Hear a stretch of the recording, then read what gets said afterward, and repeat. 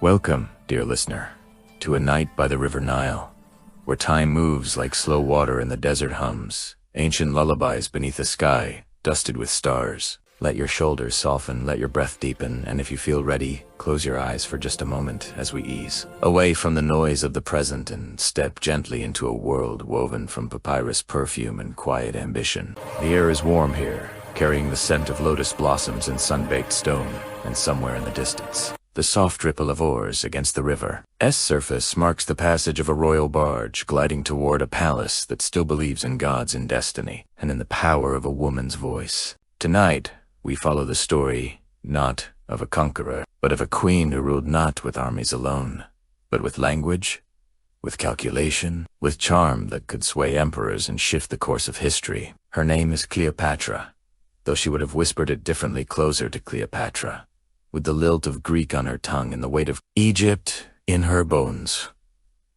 She was born into a dynasty that had forgotten how to speak the language of the land it ruled, yet she chose to learn it, to honor it, to become the first of her line to call herself truly Egyptian. She lived at a crossroads between empires, between eras, between myth and reality, and, though her life ended in tragedy, it was lived in brilliance, in strategy, in love that blurred the lines between heart and throne.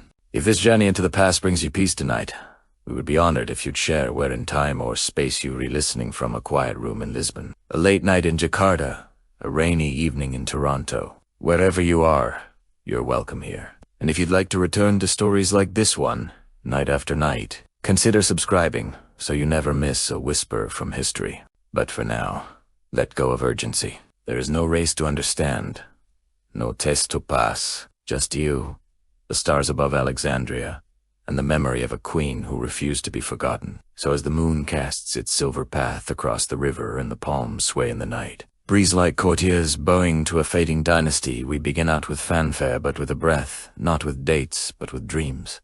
This is the tale of Cleopatra and the last pharaohs, told softly, so you might carry it into sleep. Long before Cleopatra walked the halls of the royal palace in Alexandria, Egypt was already a land caught between echoes, between the deep golden memory of pharaohs who had once commanded the heavens and the cold-growing presence of a power that spoke Latin and counted provinces like coins. The air was not yet marked with urgency, but the air in the streets of the great cities carried a new kind of weight, a quiet tension that settled in the marketplaces, in the temples, even in the rhythm of the Nile's annual flood. Egypt still called itself Kemetha, black land, but its soil was no longer watered only by tradition. It was also irrigated by the ambitions of foreign empires. By the time Cleopatra was born, her family had ruled for nearly 3 centuries, though they were not Egyptian by blood but Greek, descendants of one of Alexander the Great's generals, Ptolemy I. They wore the double crown, and paintings built temples with hieroglyphs they could not read and offered incense to Isis and Osiris, but they spoke Greek in their courts, married their siblings to keep the line pure, and kept Alexandria, not Thebes, as their heart. To the priests of the old temples, the Ptolemies were useful but distant. They funded the gods when it served them, but rarely bowed with true devotion. And to the Roman merchants, senators, and envoys, who increasingly populated the port of Alexandria, Egypt was less a kingdom and more a granary, fertile and ripe for influence.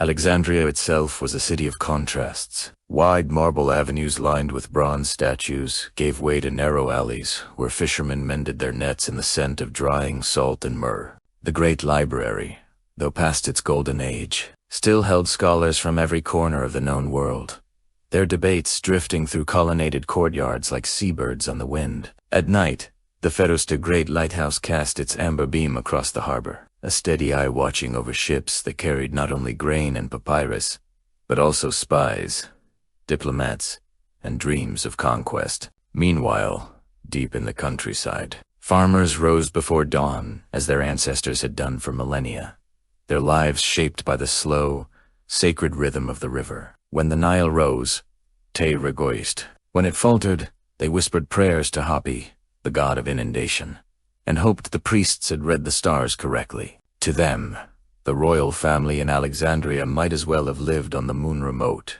glittering, and indifferent. Yet they still honored the image of the pharaoh, even if it was painted on temple walls by foreign hands, because the idea of divine kingship was stitched into the fabric of their world, like the threads of a linen shroud. And this fragile balanced between Greek and Egyptian, between independence and dependence, between the old gods and the new powers.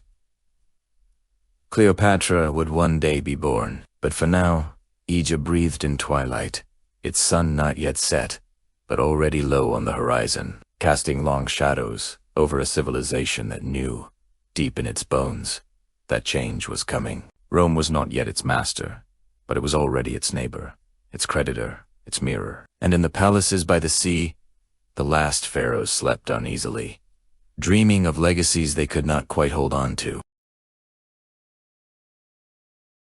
There was a girl who walked through the halls of the great library not as a visitor, but as if she belonged to the very shelves that held the breath of centuries. Her sandals made no sound on the limestone floors, her robe simple, undyed linen brushed against columns carved with the names of poets and astronomers long gone, and her eyes, wide with the kind of curiosity that does not seek to impress, but to understand, moved slowly from scroll to scroll, as though each one whispered a secret only she could hear. This girl was Cleopatra. Though no one called her queen yet, she was simply the second daughter of a fragile dynasty, the seventh, to bear that name in her line, and already, even as a child, she sensed that her world was balanced on the edge of something vast and irreversible. The Library of Alexandria was not what it once had been. Its fires, its losses, its slow retreat from the center of knowledge, had begun decades before her birth. But to a mind hungry for patterns, for languages, for ways to see beyond the walls of her palace, it was still a universe.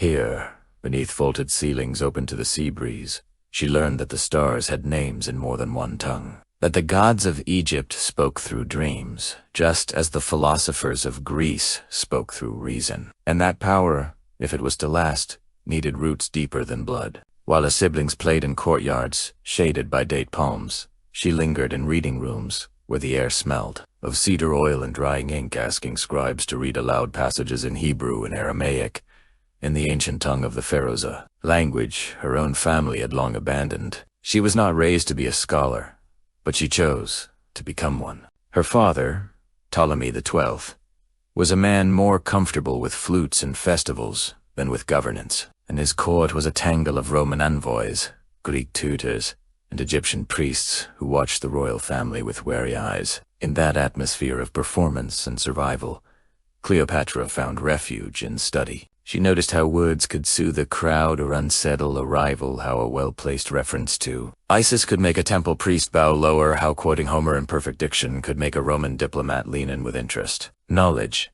she realized early, it was not just armor, it was also perfume, melody, the quiet hand that guides a ship through fog. Outside, Alexandria hummed with the energy of a city that belonged to no single people. Egyptian boatmen sang hymns to the Nile as they unloaded grain.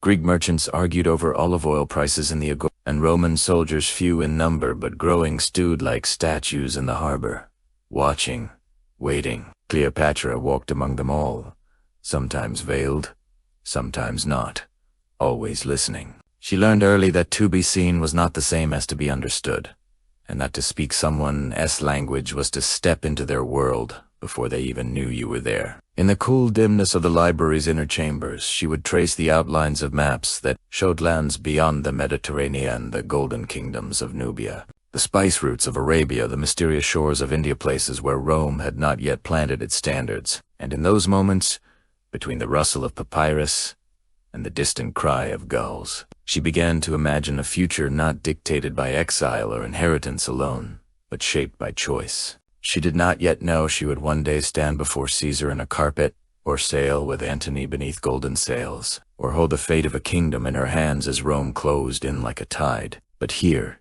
in the quiet company of scrolls and silence, the girl who would become the last pharaoh was already gathering her voice, one word at a time.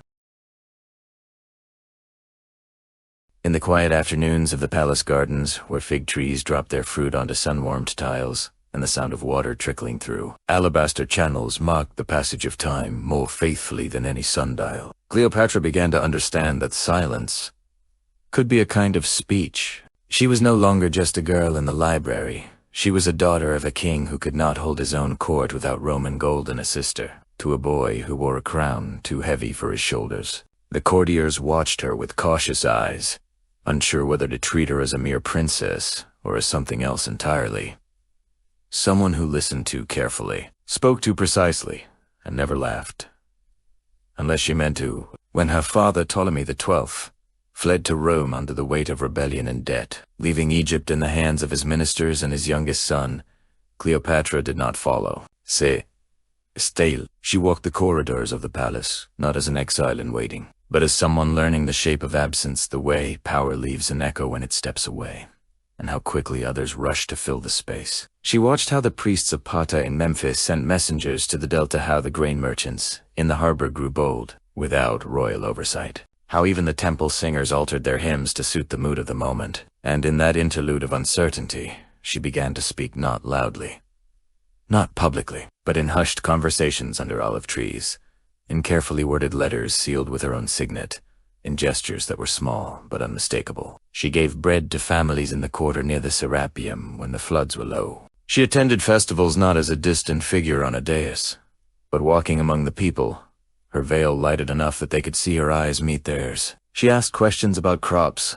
about dreams, about the old songs their grandmothers used to sing, and remembered the answers. These were not grand acts of statecraft, but they were seeds. And in a land where loyalty had long been bought with gold or forced with spears, the quiet gift of attention was something rare enough to be remembered. Then came the day her father returned, backed by Roman legions and a general named Aulus Gabini, who restored the king to his throne like a merchant reclaiming a misplaced asset. But Ptolemy XII was weaker now, his hands trembling not just from age but from the shame of dependence. He named Cleopatra his co-regent not out of trust, perhaps, but because he sensed, even through his fear, that she understood what he never had.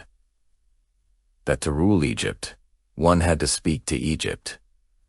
Not just ad Italiano. At 17, Cleopatra took her place beside him, not as a shadow, but as a voice. She signed decrees in the old language, restored temple offerings that had been neglected, and when the Roman envoys came calling, as they always did, she met them not with flattery, but with fluency. It was not a coronation with drums and golden thrones. There was no triumphal arch raised in her name, but in the markets, in the scribal schools, in the courtyards of the lesser temples, people began to say her name differently, not just as the daughter of Ptolemy, but as the queen who speaks like a pharaoh. And that, more than any decree, was the first true whisper of her power, not shouted from a balcony, but passed from mouth to mouth like a secret the land had been waiting to share. The world does not change all at once, not even when empires tremble. It begins with a shift in the wind off the Mediterranean, with the slow gathering of ships on the horizon, with the altered rhythm of footsteps in a foreign corridor. In Alexandria, the air grew thicker not with heat, but with anticipation. Letters arrived more often from Rome, their seals pressed with the imprint of eagles, their ink carrying not just words but weight. Traders from the east spoke in hushed tones about generals who no longer waited for permission to cross borders, and in the Senate House, far away, across the sea, men debated not whether Egypt would fall, but who would hold it when it did. Cleopatra felt this motion not as a threat, but as a current one. She could not stop, but perhaps learn to navigate. She had taken her place beside her father not as a figurehead, but as a steady hand on the rudder of a ship already listing under the strain of debt and discord. When Ptolemy XII died, his will named her and her younger brother Ptolemy XIII. As joint rulers, a gesture meant to preserve balance, but one that only sharpened the knives in the shadows. The boy was barely 10, his voice still high, his thoughts shaped by the men who surrounded him. The eunuch the general Achilles, the courtiers, who saw in the young king a puppet easier to control than his sharp-eyed sister. And so wild. Cleopatra spoke with temple priests in their own tongue and signed decrees that restored grain stores to flood-stricken villages. Her name began to vanish from official records, replaced by the double cartouche of a boy king who had never set foot in a courtroom. But the world kept moving. Rome itself was changing. Julius Caesar and Pompey, once allies, now circled each other like lions in a shrinking ring. Egypt, rich in grain and gold, could not remain neutral. Pompey, defeated and desperate, sailed for Alexandria hoping to find refuge. He had once helped restore Cleopatra's father to the throne. Surely, he thought, that debt would be honored. But the court of Ptolemy XIII was no longer Cleopatra's court. In the chaos of civil war and shifting loyalties, the boy's advisors made a choice, as brutal as it was short-sighted. They beheaded Pompey and presented his head to Caesar as a gift. When Caesar's ships appeared in the harbor, their red sails stuck against the turquoised water, Alexandria held its breath. The Roman general did not come as a conqueror, at least not yet, but as a man chasing a rival and weighing his next move. And in that moment, the city became a stage where history would pivot on a single decision. A single night.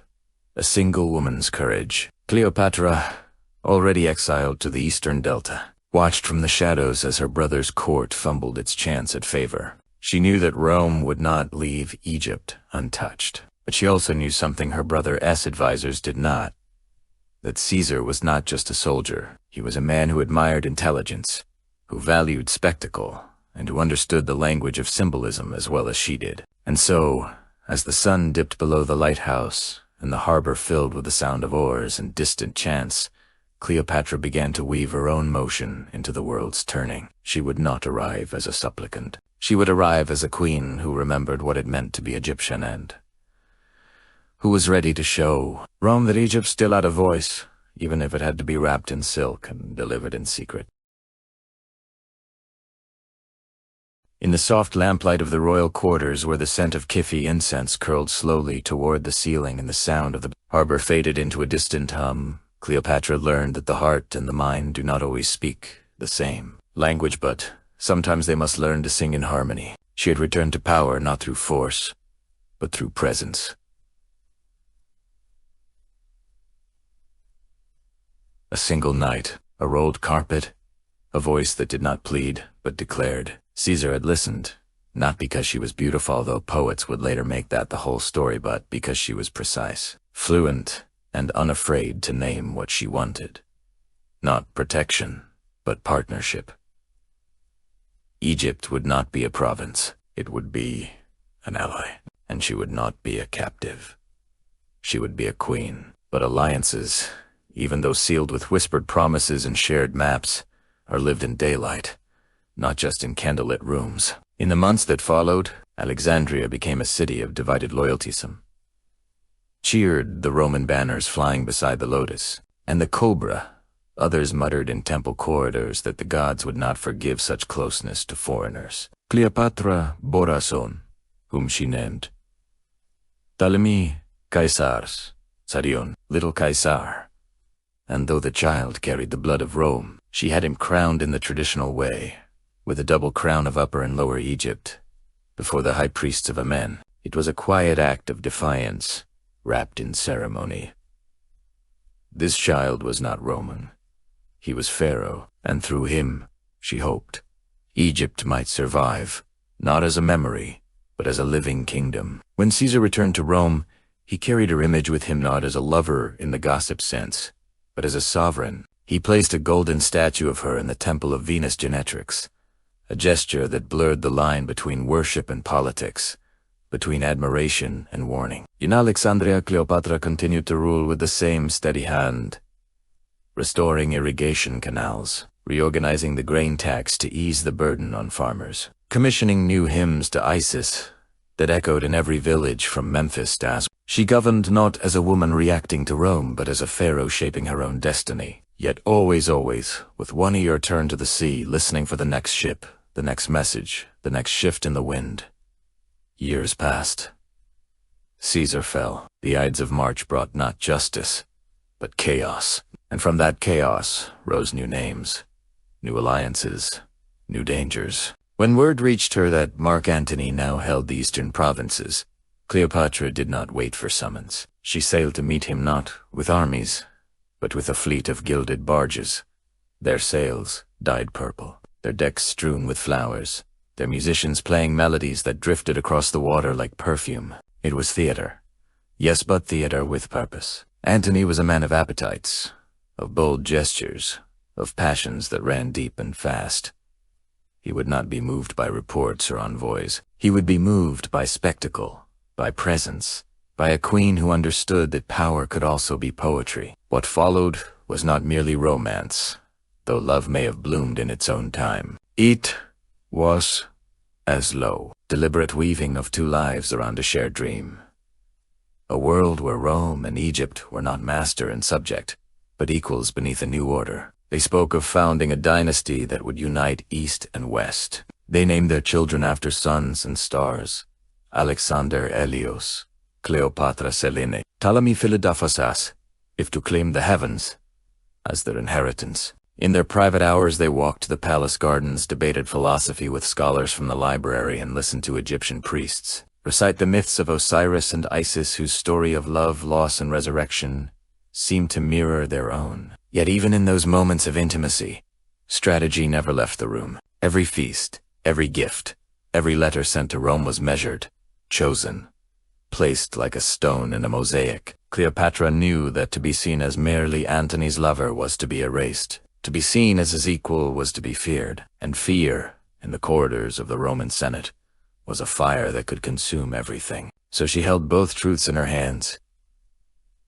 the warmth of affection and the cold weight of calculation, and walked the line between them with the grace of one who had no other choice. Because in the end, love in the shadow of empires is never just love. It is also a language, and Cleopatra, as always, chose to speak it fluently. It was not a night of thunder, nor of crashing waves, but one so still that even the crickets seemed to hold their breath. The Mediterranean lay calm beyond the harbor walls, its surface silvered by a full moon that cast long shadows across the palace courtyards of Alexandria. Inside, in a chamber lit only by oil lamps and the faint glow of stars through latticed windows, Cleopatra sat alone with the weight of a choice that had no good answer. The message had arrived at dusk, not from a courier on horseback, but from a fisherman's boat slipping quietly past Roman patrols. A single scroll sealed with wax the color of dried blood. Antony had lost at Actium. She already knew, of course. Rumors had drifted in with the tides for weeks, of ships burning on the water, of desertions in the night, of Octavian's fleet closing like a net around the eastern coast. But seeing the words in Antony's own hand, shaky, brief, filled with shame and something deeper, something like grief, made it real in a way rumor never could. There would be no new alliance, no eastern kingdom rising from the ashes of Rome. There would only be Octavian, patient and relentless, sailing toward Egypt with the quiet certainty of a tide that knows it will wear the shore to dust. Cleopatra rose and walked to the balcony, her bare feet cooled on the stone. Below, the city slept, unaware that the world that had known for nearly 3 centuries the Ptolemaic dream of Greek minds in Egyptian robes was ending within her lifetime. She thought of Caesarion, now a boy on the edge of manhood, rehearsing his pharaonic titles in the temple schools. She thought of her twins, Selene and Alexander, asleep in their chambers, their names still echoing the sun and moon she had once believed would crown their future. And she thought of Antony Bresch, loyal, flawed, Antony whose love had given her hope, but whose defeat had sealed her fate. In that stillness, she did not weep. She made plans. She sent trusted servants to empty the treasury's most portable treasures into hidden vaults beneath the temple of Serapis. She ordered the fleet in the harbor to be prepared, not for battle, but for flight south, up the Nile, perhaps even to the Nubian kingdoms, where Rome's reach was still thin. She summoned her most loyal generals and gave them quiet instructions. If the city fell, the granaries were to be opened to the people, not burned. Let Octavian take a fed city, not a starving one. Let him see that Egypt, even in surrender, knew how to care for its own. But even as she moved with the calm of a queen used to crises, inside her, something was shifting. She had spent her life turning every weakness into a weapon.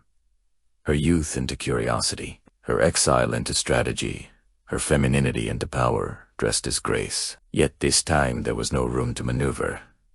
Octavian did not want an ally. He wanted a trophy. And Cleopatra knew better than anyone what Rome did with its trophies.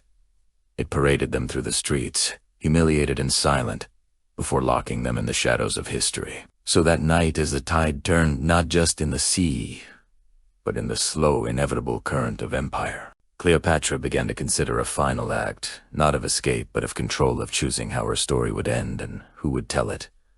She would not be dragged through Rome in chains. She would not let her children be erased. She would meet the end on her own terms, as she had met every challenge before, with dignity, with precision, and with the quiet courage of one who had always known that the greatest power lies not in conquering time, but in shaping the memory it leaves behind. And as the first light of dawn touched the tips of the obelisks in the temple quarter, she returned to her chamber, poured herself a cup of wine, and began to write not a plea, not a confession, but a letter to Octavian, words chosen like jewels, placed just so, buying time, weaving illusion, preparing the stage for a final performance that would echo for 2,000 years.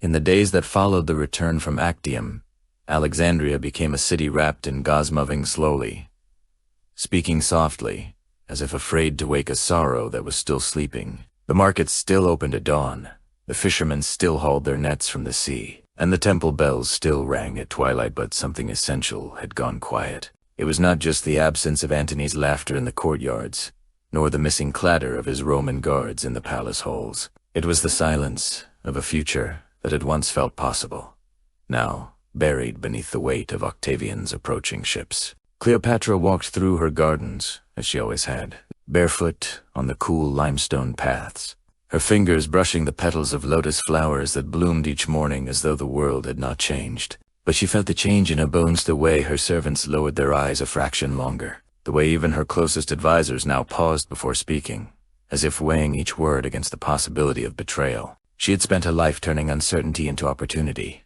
but this time there were no corridors left to slip through, no foreign courts to appeal to, no gods whose favor could alter the course of Rome's will. What was lost was not only power, though that, too, was slipping like sand through her fingers. It was the dream she had nurtured since she was a girl in the library, that Egypt could be both ancient and modern, both its own soul and part of a wider world, not swallowed but seen. It was the hope that her children might rule not as puppets, but as true heirs of two legacies, Greek and Egyptian, human and divine. And it was the quiet companionship of Antony, who, despite his flaws and his storms, had believed in her not as a symbol, but as a sovereign equal. In the end, even his love had not been enough to hold back the tide, but it had been enough to make the loss feel personal, not just political. Yet even in this season of loss, Cleopatra did not stop caring for the land she loved. She visited the granaries to ensure the wheat was being measured fairly. She sent healers to the outer districts where fever had taken hold. She commissioned a new hymn to Isis, she who remembers, and had it sung every evening at dusk, a lullaby for a kingdom preparing to say goodbye. These were not acts of defiance, but of devotion. Small gestures to say, I was here. I tried. Primera loved you. One afternoon, she stood on the terrace overlooking the great harbor and watched a flock of ibises take flight toward the marshes of the delta birds sacred to Thoth, the god of wisdom and writing. She remembered how, as a child, she had been told that when an ibis flew south, it carried the names of the dead to the afterlife. She wondered whose names they would carry now. Her own, Antony's. The names of the priests, who would soon be forbidden to chant in the old tongue. The names of the children who would grow up speaking Latin instead of Egyptian, who would forget what it meant to call the Nile the giver of life. Los, she understood now, was not a single event, but a slow unraveling thread by thread, memory by memory, until the fabric of a world was so thin it could barely hold its shape. And yet, even in that thinness, there was light, not the bright, blazing light of triumph, but the soft, steady glow of dignity, of choice, of a woman who refused to let others write the final line of her story. For what remained, even as everything else fell away, was this, the right to decide how to say goodbye. In the final days of her reign, though no official decree ever called them that, Cleopatra moved through her palace not as a ruler preparing for war, but as a scribe closing a sacred text. She gathered her most trusted scribes and gave them quiet instructions.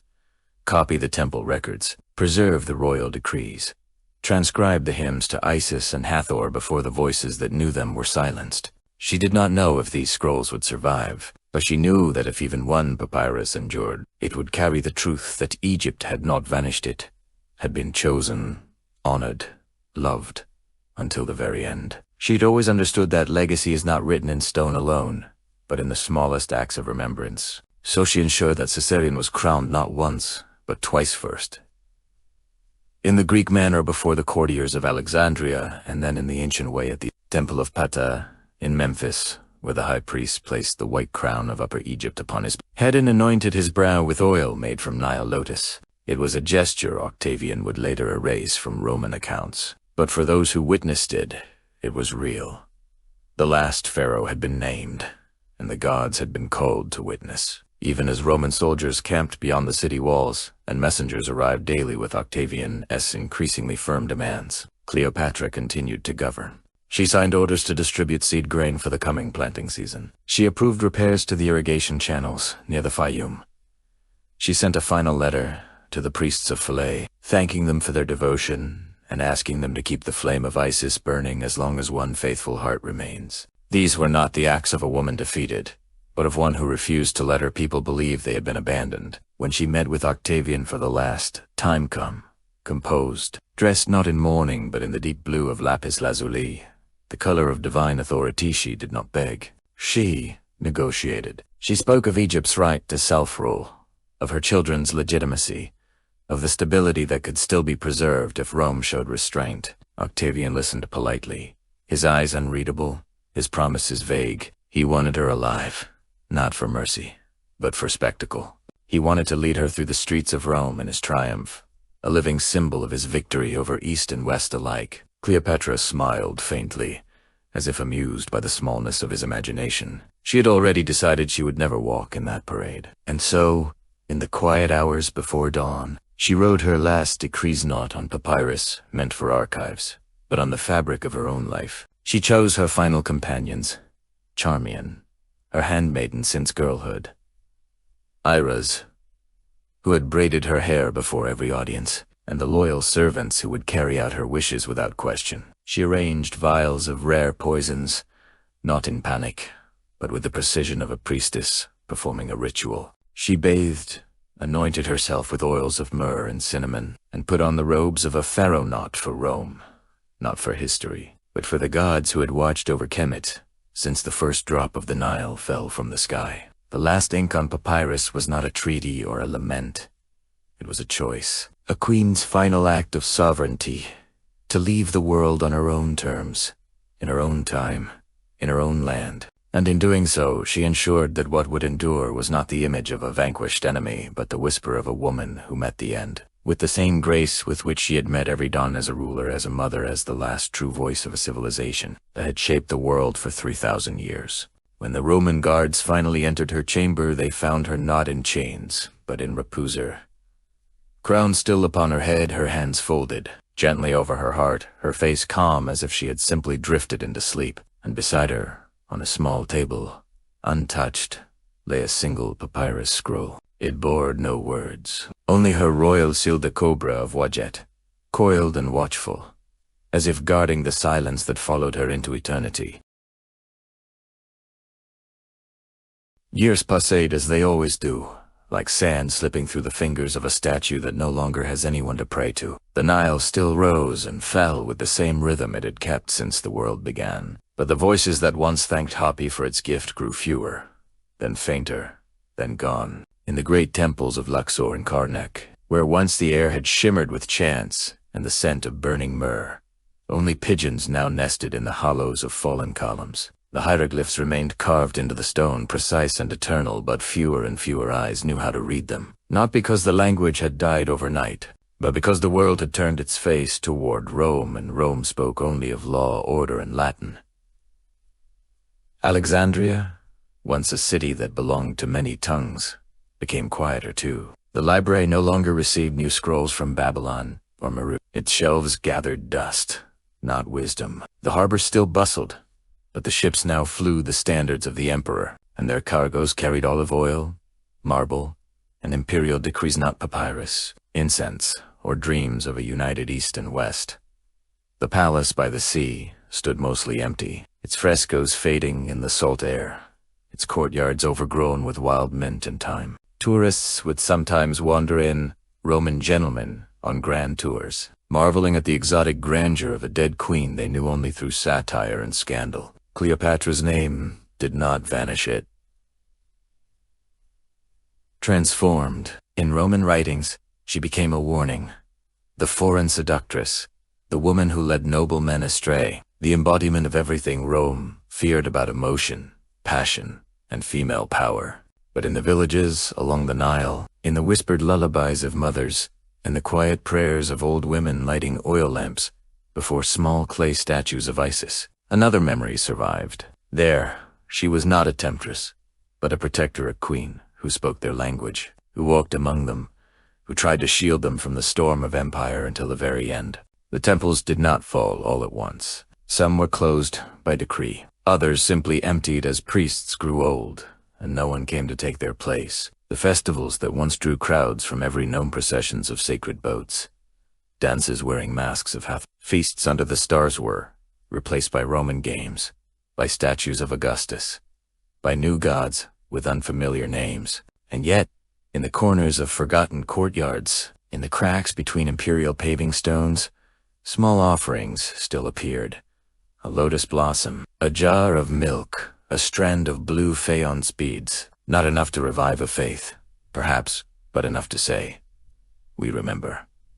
We were here. Time, in its gentle cruelty, softed edges and blurred lines. The great drama of Cleopatra and Antony became a legend, then a myth, then a story told to children on warm nights. The political stakes, the grain, the borders, the fragile balance of power faded into the background, leaving only the human heart at the center, a woman who loved, who ruled, who chose her own end. And as the centuries turned, as Christianity rose and then Islam, as new empires claimed the same land, the silence in the temples grew deeper but never total. Because memory, like the Nile, finds a way to flow, even when the banks have changed beyond recognition. And so, in the hush that followed the last chant, in the stillness between one era and the next, Egypt did not disappear. It folded itself into the earth, into the stones, into the wind that still carries the scent of lotus and dust, waiting not for a return but for someone to listen closely enough to hear the echo of a voice that once said,